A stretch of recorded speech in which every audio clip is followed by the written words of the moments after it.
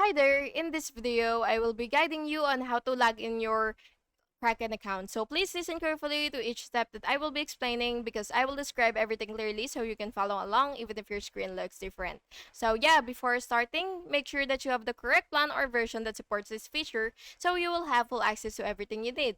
So yeah, first you will open your Kraken app on your mobile device or you can just go to kraken.com on the desktop. Then you will tap login, which is on the top right on desktop, and set center button on mobile.